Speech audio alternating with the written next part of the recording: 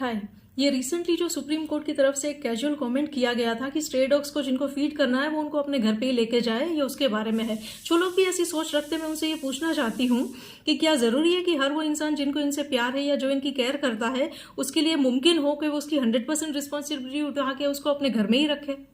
और अगर वो चीज़ मुमकिन नहीं है तो क्या इसका मतलब ये हुआ कि फिर इन दैट केस वो उसका ध्यान भी नहीं रख सकता, उसको फीड नहीं कर सकता, कभी वो बीमार हो तो उसकी मदद नहीं कर सकता, उसको बिल्कुल अनदेखा करना ज़रूरी है? Is it necessary to take either of the extremes only? Can't there be a middle way out? आखिरकार तो वो कम्युनिटी एनिमल्स है। पूरी कम्युनिटी अगर उनका मिलकर ध्यान रखेगी तो किसी के ऊपर भी ज्यादा बोझ नहीं आएगा और आसानी से काम हो जाएगा। किसी भी रेसिडेंशियल सोसाइटी में 5, 50, 100, 200, 300 फ्लैट्स होते हैं और उसके बाद 10, 12, 15 डॉगीज होते हैं। अगर सब मिलके रिस्पॉन्सिबिलिटीज को शेयर करेंगे, एक डॉगी के लिए 25 से 30 फैमिली होंगी। महीने में एक दिन भी खिलाएंगी तो बहुत हो जाएगा उस डॉगी के लिए, पूरे साल के लिए, और किसी के ऊपर भी बोझ नहीं आएगा। तो क्या हम ऐसा नहीं कर सकते? और अगर फिर भी नहीं करना चाहते तो मत करो, लेकिन जो लोग उसकी रिस्पॉन्सिबिलिटी उठाते हैं उनको लिए जितना कर सकते उतना करते हैं। भाई, या तो सब कुछ करो या तो कुछ ना करो, ऐसा नहीं होता। जितना कर सकते उतना करने की कोशिश करते हैं, उनको अप्रिशिएट करो। वो भी नहीं कर सकते तो कम से कम उनको परेशान मत करो, राइट? प्रॉब्लम ये है कि हम ये सोचते हैं कि इस दुनिया में कौन रहेगा और कौन नहीं रहेगा, ये तय करने का हक हमको है। जबकि फैक्ट ऑफ द मैटर ये है कि ऊपर वाले ने, जिसने ये दुनिया बनाई है, जिसने इन सबको बनाया है, उन्होंने सबको इक्वल राइट दिया है। But the thing is that कि एक एक अन्न का दाना, every grain of food, veg non veg, everything has been owned by humans all over the world, और सबके ऊपर प्राइस टैग लगा है। और ये लिविंग बीइंग्स प्राइस को नहीं समझते, वो कभी कमाने वाले नहीं है, they don't understand cash. But the thing is कि उनको भी भूख लगती है, उनको भी पेट दिया ऊपर वाले ने, भूख लगेगी, परेशान होंगे। 4 डिग्री 44 डिग्री दोनों में एक ही जगह पे बैठे रहना है पूरे साल।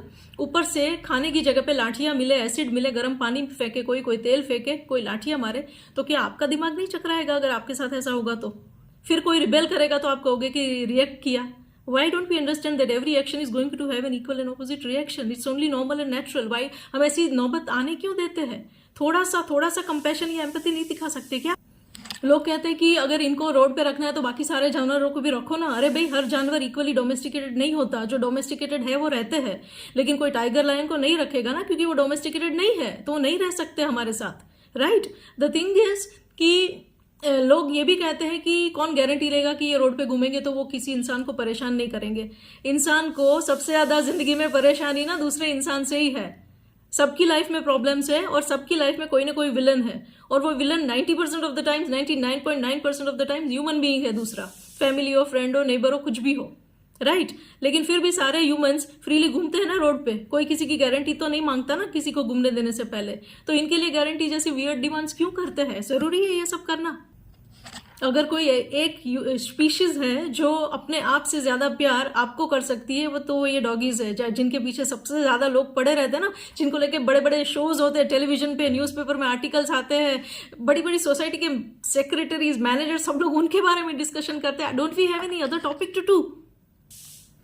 उनकी पॉपुलेशन बहुत है। किसी भी सिटी के, किसी भी एरिया का 1 स्क्वायर किलोमीटर एरिया का स्पेस लेके वहां पे काउंट करो कितने ह्यूमन बीइंग्स हैं वर्सेस कितने एनिमल्स हैं, पता चलेगा कि किसकी पॉपुलेशन ज्यादा है। बट द थिंग इज कि किसकी कितनी पॉपुलेशन होनी चाहिए और किसको ज्यादा और कम कहते हैं वो तो तय हम ही करेंगे ना।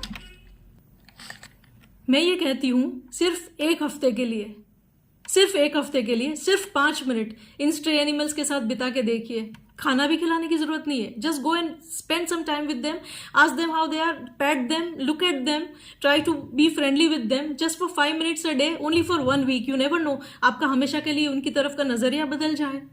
और क्या पता कि जिस अनकंडीशनल लव को आपने पूरी जिंदगी तलाशा है, जिस साफ दिल की या क्लीन हार्ट की हमेशा ही आपको जरूरत रही है, यू नेवर नो, वो आपको इनमें मिल जाए।